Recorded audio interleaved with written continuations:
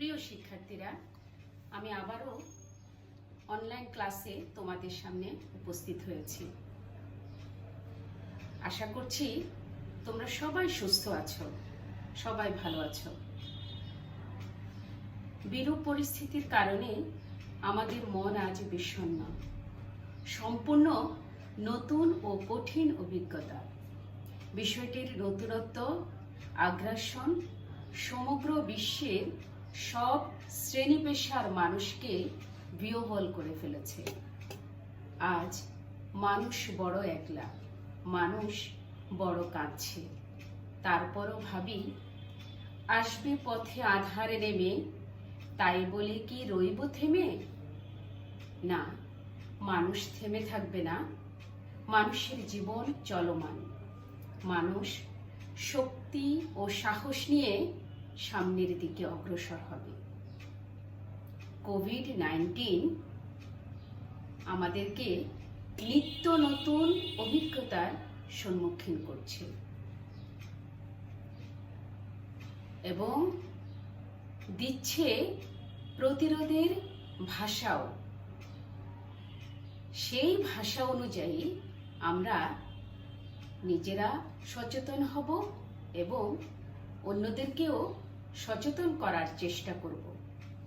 কথা বলছি অনার্স প্রথম বর্ষের 1003 কোর্সের ধ্বনিবিজ্ঞান অংশের ব্যঞ্জন ধ্বনি প্রসঙ্গে। প্রসঙ্গক্রমে একটি গল্পে ছোট্ট কয়েকটি লাইন মনে পড়ে গেল।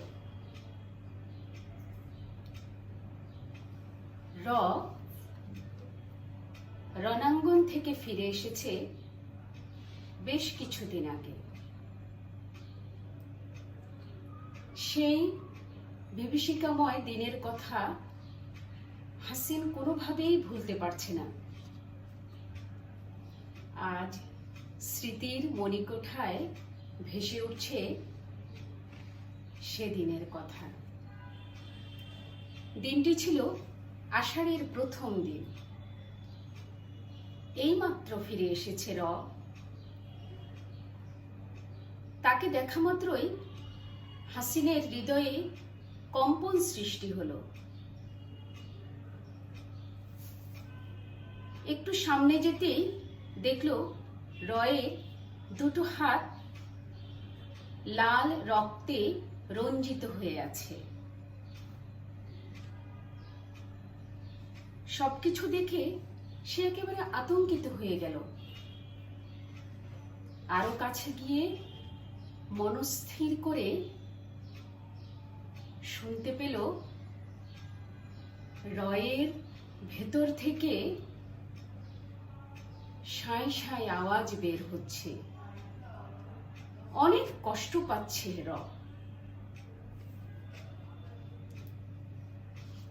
জনকোলাহল মুখর বাড়িটা আজ স্তব্ধ হয়ে গেল। যাই হোক, আজকে পাঠে আমরা আসি।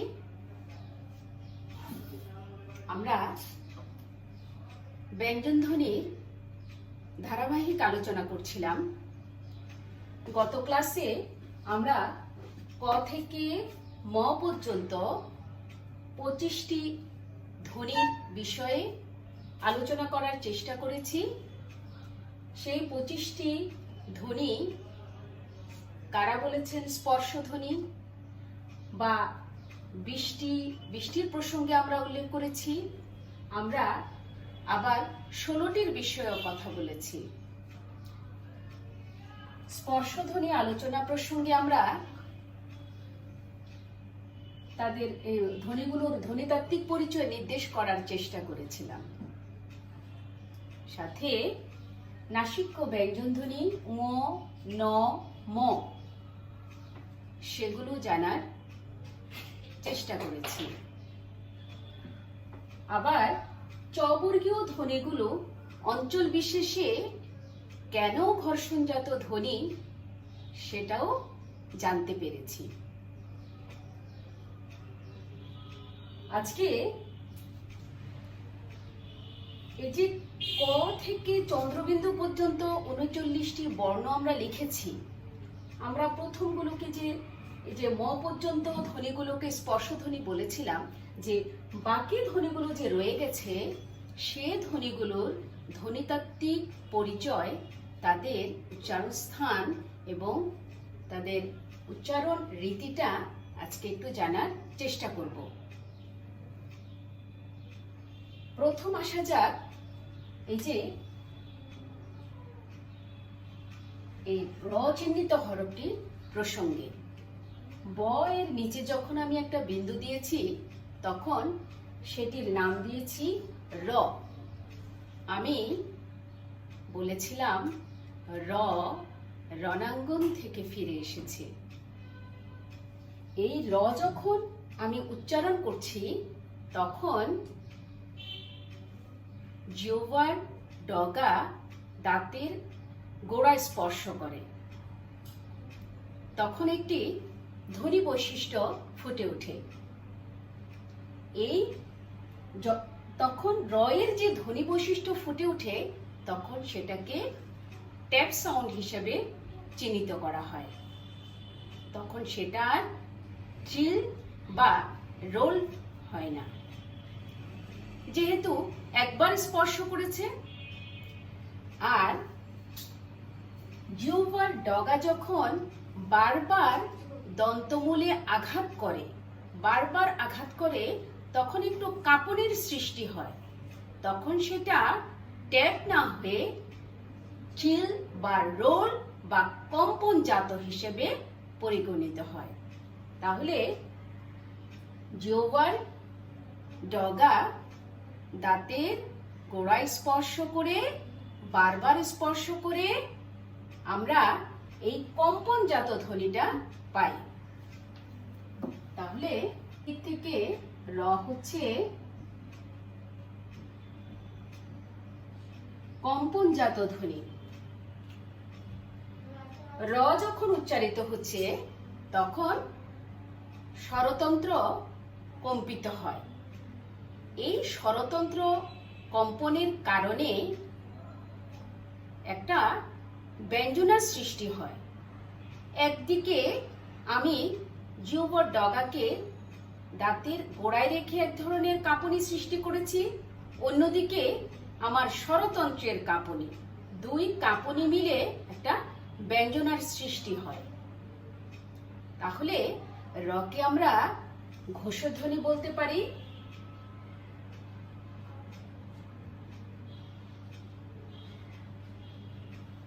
র যখন উচ্চারিত হয় তখন ফুসফুস নির্গত বাতাসের বেগ কম ছিল, সেজন্য সেটাকে আমি অল্প প্রাণ নাম দিতে পারি। আর স্থানগত দিক থেকে তাকে আমি দন্তমূলীয়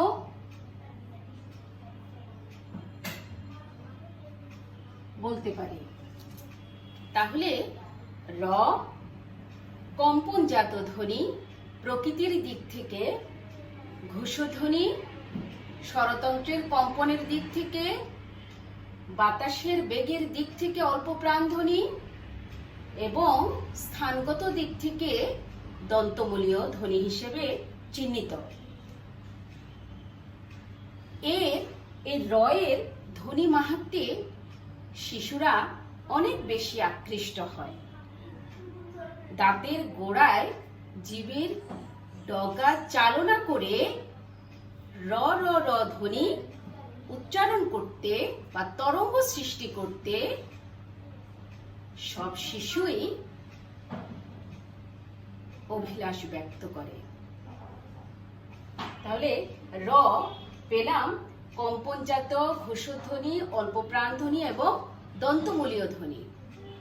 এরপর যে ধ্বনিটি নিয়ে আলোচনা করব সেটা হচ্ছে ল। বাংলায় এই ল পার্শ্বিক ধ্বনি হিসেবে চিহ্নিত। জিহ্বার ডগা সংলগ্ন পাতা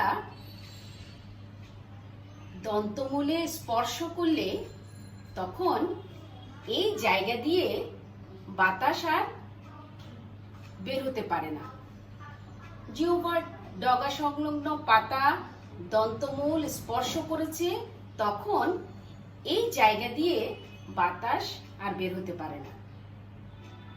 সেই মুহূর্তে দেখা যায় সূক্ষ্ম ধ্বনিতাত্ত্বিক বিশ্লেষণে আমরা যদি একটু অনুভব করি, একটু চিন্তা করি, আমরা আমাদের মস্তিষ্ককে কাজে লাগাই, আমরা বুঝতে পারবো যে তখন যেহেতু আমি জিহ্বার ডগা সংলগ্ন পাতাটাকে আমি দাঁতের গোড়ায় রেখেছি, আর তখন জিহ্বার দুই পাশে ফাঁক সৃষ্টি হয়, আর বাতাস এই মাঝখান দিয়ে আসতে পারে না বলে সে এই দুই পাশের জায়গায় বাছাই করে নেয়।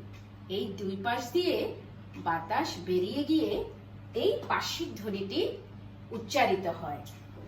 তাহলে ল হচ্ছে পার্শ্বিক ধ্বনি, ল হচ্ছে পার্শ্বিক ধ্বনি।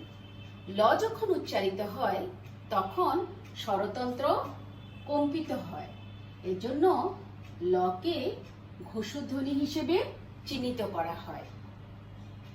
এই ধ্বনিটি যখন উচ্চারিত হয় তখন বাতাসের বেগ বা গতি কম ছিল, এজন্য সেটাকে অল্প প্রাণ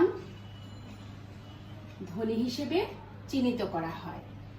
এবং স্থানের দিক থেকে ল হচ্ছে দন্তমূলীয় ধ্বনি। তাহলে লাল, সেই যে বলেছি তার হাত দুটো রক্তে লাল হয়ে গেল, সেই লাল বলছি ল পার্শ্বিক ধ্বনি, স্বরতন্ত্রের কম্পনের উপরে ঘোষধ্বনি এবং বাতাসের বেগের উপর নির্ভর করে অল্প প্রাণ ধ্বনি, স্থানের দিক থেকে দন্তমূলীয় ধ্বনি। এবার আসছি তালব্যস্য, মূর্ধন্যস্য, দন্তস্য, হ। চারটি ধ্বনি আমি নিলাম। চারটি থেকে প্রথম তিনটি বিষয়ে আমরা এখন কথা বলছি। নাম হচ্ছে তালব্যস্য, বলা অনুযায়ী আমার নাম হচ্ছে তালব্যস্য, মূর্ধন্যস্য, দন্তস্য। সংস্কৃতে এগুলো তালু, মূর্ধা, দন্ত থেকে উচ্চারিত হতো বলে এগুলোর নাম সেই অনুযায়ী হয়েছে। আমরা চলিত বাংলায় এখনো সেই রীতিটাই অনুসরণ করে যাচ্ছি, যদিও আমাদের উচ্চারণ প্রক্রিয়ায় কিছুটা পরিবর্তন এসে গেছে। যাই হোক, কথা বলছি তালব্যস্য, মূর্ধন্যস্য এবং দন্তস্য নিয়ে। আমার অনেক আশা ছিল আমি তোমার ওখানে চলে যাব।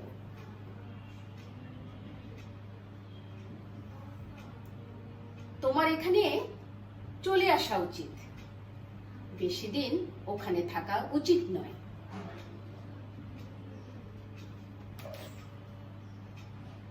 সেটি ছিল আষাঢ়ের প্রথম দিন। আষাঢ়, তাহলে বলা হচ্ছে যে এই যে আমি বলেছি আমার আশা ছিল তোমার চলে আসা উচিত, সে দিনটি ছিল আষাঢ়ের প্রথম দিন। বানানগত অনেক পার্থক্য রয়েছে, কিন্তু যে শীষজাত একটা ধ্বনি আমি শুনতে পাচ্ছি, সেই ধ্বনিটা হচ্ছে সেই ধ্বনিটাকে আমরা এই বর্ণ দিয়ে চিহ্নিত করি। যে স্বরটা আমরা যে বিভিন্ন ধরনের শীষজাত ধ্বনি দিয়ে আমি এগুলো লিখেছি, কিন্তু একটি মাত্র শীষজাত ধ্বনি আমরা বারবার উচ্চারণ করে যাচ্ছি। লিখেছি অনেক রকমের শীষজাত ধ্বনি, কিন্তু উচ্চারণ করছি একটি মাত্র ধ্বনি দিয়ে, যেটাকে আমরা তালব্যস্য হিসেবে চিহ্নিত করি। তাহলে শব্দের আদি, মধ্য, অন্তে এর একচেটিয়া প্রভাব রয়েছে বলে উচ্চারণগত দিক থেকে বাংলায় এই তালব্যস্যই হচ্ছে শীষজাত মূলধ্বনি। শীষজাত মূলধ্বনি তালব্যস্য। এখন মূর্ধন্যস্য দন্তস্য আমি হরহামেশাই তো ব্যবহার করছি আমার বানানে, তাদের কি হবে? কিন্তু উচ্চারণগত দিক থেকে বলা হচ্ছে তাদের প্রয়োগ অল্প কিছু ক্ষেত্রে হচ্ছে, সে কারণে এই মূর্ধন্যস্য এবং দন্তস্য এই তালব্যস্য এর সহধ্বনি হিসেবে তারা কাজ করে যাচ্ছে, তারা হেল্পিং হ্যান্ড হিসাবে সহায়তা করে যাচ্ছে। তাহলে তালব্যস্য মূলধ্বনি, শীষজাত মূলধ্বনি, মূর্ধন্যস্য দন্তস্য হচ্ছে তালব্যস্য এর সহধ্বনি। এখন এই তালব্যস্য প্রসঙ্গেই আসি, কিভাবে উচ্চারিত হচ্ছে। এই স যখন আমি উচ্চারণ করছি তখন বলা হচ্ছে যে জিহ্বার সম্মুখ ভাগ পশ্চাৎ দন্তমূলে আমি স্পর্শ করেছি। স্পর্শ করার কারণে আমার বায়ু নির্গমনের যে পথ আছে সেটা সংকুচিত হয়ে যায়। বায়ু নির্গমনের পথটা কি হয়ে যায়? সংকুচিত হয়ে যায়। একটু অনুভব করলে আমরা বুঝতে পারবো, একটু যদি চিন্তা করি আমরা বুঝবো যে ওই মুহূর্তে আমাদের জিহ্বার দুদিকের দুপাশ উপরের পাটি দাঁতের দু চোয়ালের সঙ্গে ঘষা খেয়ে যায়, একটু লেগে যায়, যে কারণে জিহ্বার পেছনের ভাগ এবং সম্মুখ ভাগের মাঝামাঝি যে অংশটি রয়েছে সেখানে একটা খাদ তৈরি হয়, সেই পথটা সংকুচিত হয়ে যায়, অনায়াসে বাতাস বের হতে পারে না। আমি শ্বাসের কথা বলতে চাই, আমি স্বয়ের কথা বলতে চাই, কিন্তু বলতে গিয়ে দেখছি যে আমি যে একটা পথ তৈরি করতে চাচ্ছি সেই পথ সংকুচিত হয়ে গেছে, সেই পথ দিয়ে বাতাস বের হতে পারছে না। বাতাস বের হতে হলে একটুখানি চাপা খেতে হবে, ঘষা খেতে হবে। আমি সাই সাই করে বাতাস বের করতে চাচ্ছি। এই চাপা খাওয়ার কারণে, ঘষা খাওয়ার কারণে এই শীষজাত ধ্বনিটা উচ্চারিত হয়। ট্রেনের ইঞ্জিনের যখন ধোঁয়া ছাড়া হয় তখন একটা আওয়াজ বের হয়, বা মানুষ যখন ঘন ঘন শ্বাস নেয় তখন শ শ একটা আওয়াজ বা ধ্বনি উচ্চারিত হয়। ওই যে বলেছি রয়ের ভেতর থেকে সাঁই সাঁই একটা আওয়াজ বের হচ্ছে, নিঃশ্বাস ঘন ঘন ফেলার একটা আওয়াজ বের হচ্ছে, সেই আওয়াজের সাথে এই শীষজাত ধ্বনির মিল রয়েছে। তাহলে জিহ্বার সম্মুখ ভাগ পশ্চাৎ দন্তমূল স্পর্শ করলে যে সংকুচিত পথ তৈরি হয়, সংকীর্ণ পথ তৈরি হয়, সেই পথ দিয়ে বেরিয়ে যাওয়ার সময় বাতাস ঘষা খেয়ে, চাপা খেয়ে এই শীষজাত ধ্বনি উচ্চারিত হয়। এই ধ্বনিটি যখন আমি উচ্চারণ করছি তখন বলা হচ্ছে স্বরতন্ত্র কম কম্পিত হচ্ছে, তাই এটিকে আমি অঘোষ নাম দিতে পারি। ধ্বনিটি যখন আমি উচ্চারণ করছি তখন বলা হচ্ছে যে বাতাসের বেগ কম, তাই আমি নাম দিয়েছি অল্প প্রাণ, এবং স্থানগত দিক থেকে তাকে আমি বলছি পশ্চাৎ দন্তমূলীয়। তাহলে স শীষজাত ধ্বনি, বাতাসের বেগের উপর নির্ভর করে অল্প প্রাণ ধ্বনি, স্বরতন্ত্রের কম্পনের উপর নির্ভর করে অঘোষ ধ্বনি, স্থানের দিক থেকে পশ্চাৎ দন্তমূলীয় ধ্বনি। বলা হচ্ছে এই ধ্বনিটি সেই নাসিক্য ধ্বনির মতো। আমরা একটা কথা বলেছিলাম যে নাসিক্য ধ্বনিগুলো ইচ্ছা মতো টেনে উচ্চারণ করা যায়, শ্বাসের সাথে এই ধ্বনিটি সম্পর্কিত বলে এটাকেও টেনে প্রলম্বিত আকারে উচ্চারণ করা যায়। সেই নাসিক্য ধ্বনিগুলো প্রলম্বিত আকারে আমরা উচ্চারণ করেছি, এটাও কিন্তু প্রলম্বিত আকারে উচ্চারণ করা যায়। বলা হচ্ছে বাঙালি শিশুরা যে প্রলম্বিত ধ্বনিটি উচ্চারণ করে খেলতে ভালোবাসে, আনন্দ পায়, সে ধ্বনিটি হচ্ছে এই শীষজাত ধ্বনি স।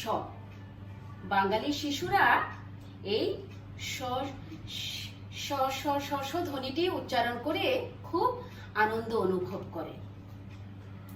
গেল তালব্যস্য, মূর্ধন্যস্য, দন্তস্য। আমাকে বলা হচ্ছে যে তিনটি স এর তো একটা মিল আছে, তুমি আবার হ কে কেন নিলে? হ্যাঁ, হ নেওয়ার একটা কারণ আছে। যদিও স এর এই যে সা সা আওয়াজের সাথে তিনটা স এর একটা মিল আছে, হ সম্পূর্ণ আলাদা ধরনের একটি ধ্বনি, তাকে কেন নিয়েছি? আমি যখন নিয়েছি তার আগে আমি জেনেছি ধ্বনিতাত্ত্বিকরা নিজেরাই হতভম্ব হয়ে গেছেন এই হকে নিয়ে। কোথা থেকে উচ্চারিত হচ্ছে, তার প্রকৃতি কেমন, এটা নিয়ে অনেক বিতর্ক হয়ে গেছে। বলা হচ্ছে যে হ যখন উচ্চারিত হয় তখন ফুসফুস তাড়িত বাতাসের বেগ অনেক বেশি, স্বরতন্ত্রের কাঁপুনিও কিন্তু তখন কি বেড়ে যায়। বাতাসের বেগ বেশি, স্বরতন্ত্রের কাঁপুনিও বেশি।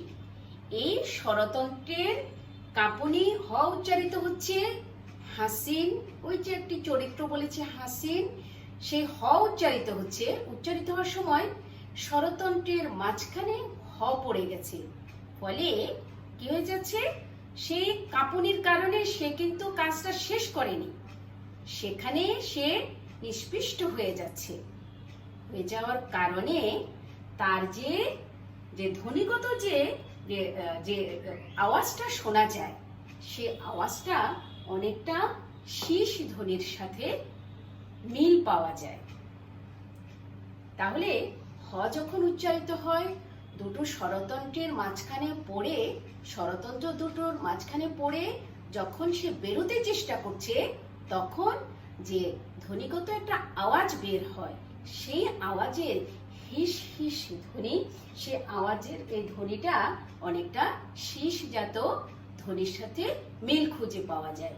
সেজন্য হকে বলা হয়েছে শীষজাত ধ্বনি। তাহলে হ হচ্ছে শীষজাত ধ্বনি। হ যখন উচ্চারিত হয় তখন স্বরতন্ত্র কম্পিত হয়। তাহলে আমি বলতে পারি হ হচ্ছে ঘোষধ্বনি।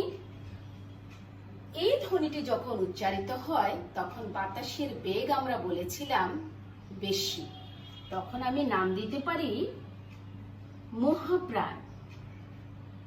আর সে কোথায় উচ্চারিত হচ্ছে, সেই স্বরতন্ত্রের মাঝখানে, তাহলে তাকে বলতে পারি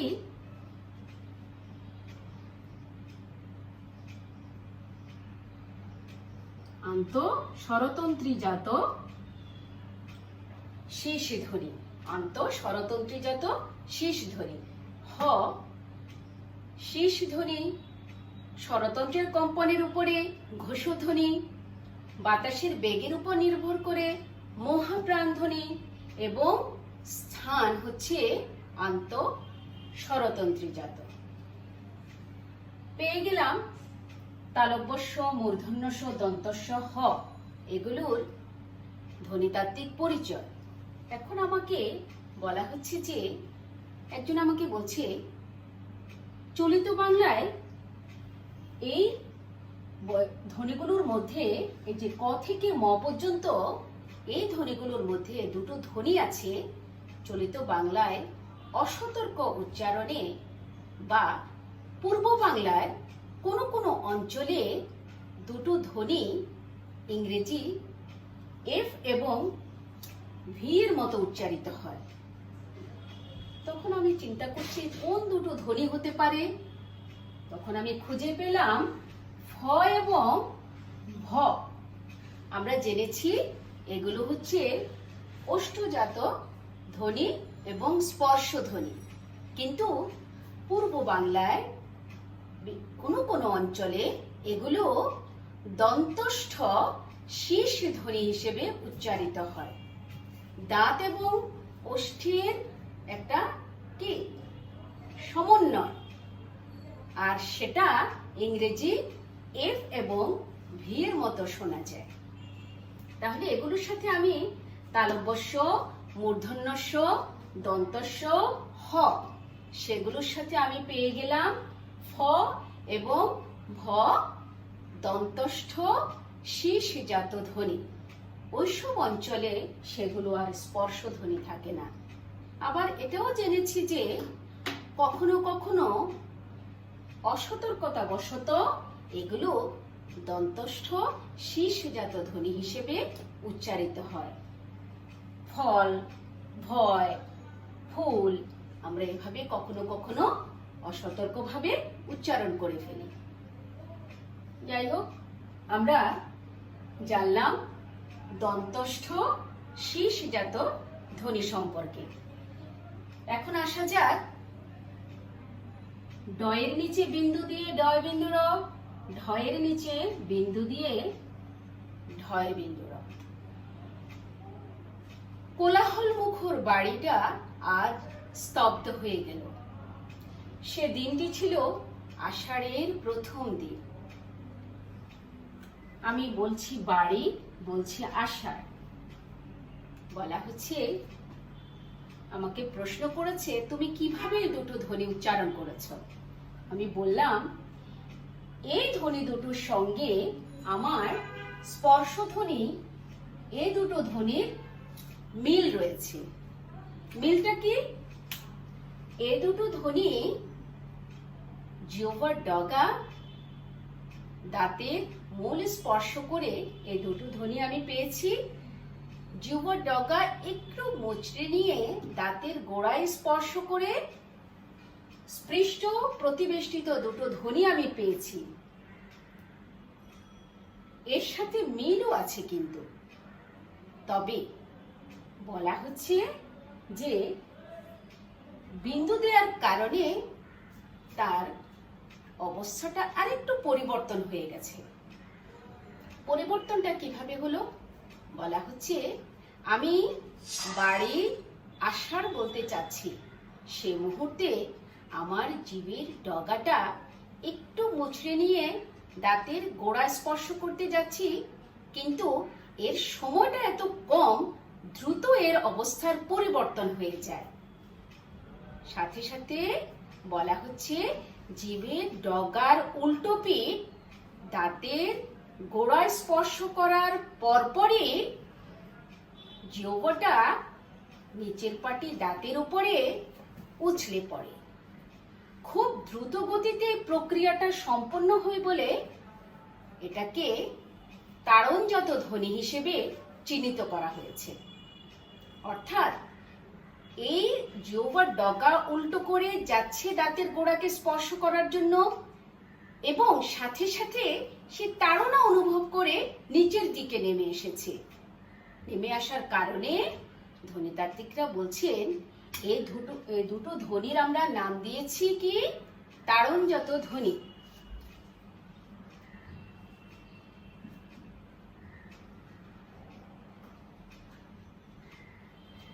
জিভের ডগা উল্টে দাঁতের গোড়া স্পর্শ করে খুব দ্রুত আবার নিচে নেমে আসে। নেমে আসার কারণে খুব দ্রুত গতিতে কাজটি সম্পন্ন হচ্ছে বলে এই ধ্বনি দুটোর নাম হচ্ছে তাড়নজাত ধ্বনি। তবে আমি একসাথেই তৈরি করলাম তাড়নজাত ধ্বনি। বাড়ি বলছি, আষাঢ় বলছি, তাড়না করে করে আমি কাজগুলো করে ফেলেছি। এখন বলছে ড যখন উচ্চারণ করছি, ডয় বিন্দু ড যখন উচ্চারণ করছি, বাতাসের বেগ কিন্তু কম ছিল। তাহলে আমি বলতে পারি ড হচ্ছে অল্প প্রাণ ধ্বনি, আর ঢয় বিন্দুরাও যখন উচ্চারণ করছি, বাতাসের বেগ কিন্তু তখন আমি বেশি অনুভব করেছি। তখন সেটাকে আমি নাম দিয়েছি মহাপ্রাণ ধ্বনি। একসাথে উচ্চারিত হয়েও বাতাসের বেগের উপর নির্ভর করে তারা আলাদা হয়ে যাচ্ছে। বলছে, আমি একটা বিষয়ে তোমার সাথে একসাথে ছিলাম, আরেকটা বিষয়ে কিন্তু আমি তোমার সাথে একসাথে হতে চাই। সে বিষয়টা কি? ঢকে বলছে, আমরা দুজন যখন উচ্চারিত হচ্ছি তখন আমাদের স্বরতন্ত্র কম্পিত হচ্ছে। সেজন্য আমরা দুজন একসাথেই একটি নাম ধারণ করে আছি। সেই নামটি হচ্ছে, তারা দুজনেই ঘোষধ্বনি। তাহলে দুজন একসাথে উচ্চারিত হচ্ছে, নাম দিয়েছি তাড়নজাত ধ্বনি। আবার এর মধ্যে একজন যখন উচ্চারিত হচ্ছে তখন বাতাসের বেগ ছিল কম, অল্প প্রাণ ধ্বনি। অন্যজনের বেলায় বলছি, যখন সে ভেতর থেকে বের হচ্ছে বাতাসের গতি ছিল বেশি, তাকে মহাপ্রাণ ধ্বনি বলেছি। আবার বলছি, তারা দুজন যখন ভেতর থেকে বের হচ্ছে তখন স্বরতন্ত্র কম্পিত হয়েছে, তখন সেজন্য তাদের নাম দিলাম আমি তাকে ঘোষধ্বনি। শিশু বয়সে জিভের ডগার উল্টো পিঠ অনবরত দাঁতের গোড়ায় চালনা করে ড ড ধ্বনি উচ্চারণ করতে কে না তৎপর হয়েছিল। সবাই মোটামুটি ভালোবাসে এ ধরনের ধ্বনি উচ্চারণ করতে। খেলার সঙ্গী সাথী যখন পায়, অনবরত জিভের ডগার উল্টো পিঠ দাঁতের গোড়ায় স্পর্শ করে এই ড ড ড ধ্বনিটা উচ্চারণ করে যায়। পেয়ে গেলাম আমার তাড়নজাত ধ্বনি। তাহলে র কম্পনজাত ধ্বনি, ল পার্শ্বিক ধ্বনি, প্রলম্বিত ধ্বনিও বলা যায়। নাসিক্য ধ্বনির উচ্চারণের সাথে একটু মিলও আছে। এর কারণ হচ্ছে স্পৃষ্ট ধ্বনির মতো আওয়াজ করে ভেতর থেকে বেরিয়ে যাচ্ছে না। যখন আমরা বলেছি যে পদ মাঝখানের পদ, জিহ্বার মাঝখানের পদ দিয়ে বাতাস বেরোতে পারছে না, তখন আমি দুপাশ দিয়ে একটু প্রলম্বিত আকারে ধ্বনিটি আমি উচ্চারণ করেছি। আবার এই তিনটা স থেকে একটা স গুরু হিসেবে নিয়েছি, শীষজাত মূলধ্বনি। বাকি দুটোকে সহধ্বনি হিসেবে আমরা কাছে রেখেছি। আবার একটু ভিন্ন ধর্মে আরেকটি ধ্বনি নিয়েছি, হ। হকেও বলেছি, সে যখন ভেতর থেকে বের হচ্ছে তাদের মতো তারও সেই নিষ্পিষ্ট হয়ে যাওয়ার মতো অবস্থা। এই জন্য শীষজাত ধ্বনি হিসেবে তাকে চিহ্নিত করেছি। আর ডয় বিন্দুর, ঢয় বিন্দুর উচ্চারণের সময় তাড়না করে উচ্চারিত হচ্ছে, সেজন্য তাকে আমরা আরেকটা নাম দিয়েছি তাড়নজাত ধ্বনি। অন্যদিকে তাদের বলেছি, যখন ড উচ্চারিত হচ্ছে অল্প প্রাণ, ঢ যখন উচ্চারিত হচ্ছে মহাপ্রাণ। শীষ ধ্বনির প্রসঙ্গে আরেকটু আমাদের রয়ে গেছে, ফ এবং ভকে আমরা পেয়েছিলাম, তাদেরকে দন্তস্থ শীষজাত ধ্বনি হিসেবে চিহ্নিত করেছি। তো আমরা গত দুটো ক্লাস, যে দ্বিতীয় ক্লাসে যে আমরা বলেছিলাম স্পর্শধ্বনি, নাসিক্য ধ্বনি, ঘর্ষণজাত ধ্বনি বা ঘৃষ্ট ধ্বনি, এখানে আবার কম্পনজাত ধ্বনি, পার্শ্বিক ধ্বনি, শীষজাত ধ্বনি, তাড়নজাত ধ্বনি, এই সবগুলোর নাম দিয়ে আমি ব্যঞ্জন ধ্বনির রীতি নির্ধারণ করতে পারি। স্থানের বেলায় আমরা বলেছিলাম চারণ স্থানে কণ্ঠ, তালু, মূর্ধা, দন্ত, ওষ্ঠ, এভাবে আমরা আলাদা আলাদা নাম বলেছিলাম। তাহলে রীতির বেলায়ও আমাকে কিছুটা তো জানতে হবে যে কোন কোন রীতিতে সে উচ্চারিত হচ্ছে। এখন সেই রীতিগুলো, স্পর্শের কথা বলেছি, নাসিকের কথা বলেছি, ঘর্ষণের কথা বলেছি, এভাবে আজকে কম্পন, পার্শ্বিক, শীষ, তাড়নজাত ধ্বনি। তাহলে মোটামুটি ভাবে আমরা আজকে এই পর্যন্ত শেষ করতে পেরেছি। ব্যঞ্জনধ্বনির উচ্চারণ রীতি। এখন আমার যে আরো কিছু ধ্বনি রয়ে গেছে, যে অন্তস্থ জ, এখানে অন্তস্থ, এখানে খণ্ডত, অনুস্বার, বিসর্গ, চন্দ্রবিন্দু, এদের কথা তো কিছু বলা হয়নি। তাদের কি হবে? আবার এখানে ইয়, আবার মূর্ধন্য ন, তারাও তো রয়ে গেছে। তাদেরকে তো এই জায়গায় আমরা বঞ্চিত করেছি। আমরা লিখছি, উচ্চারণও করে যাচ্ছি, কিন্তু প্রকৃতিটা কিন্তু একটু ভিন্ন ধরনের, যে কারণেই এ পর্যায়ে তাদের নিয়ে আমাদের সেরকম কোনো আলোচনা ছিল না। ইনশাল্লাহ সামনের ক্লাসে আমরা এই ধ্বনিগুলোর বিষয়ে একটু কথা বলার চেষ্টা করব। সবাই ভালো থাকবে, সুস্থ থাকবে। আজ এ পর্যন্ত। আল্লাহ হাফিজ।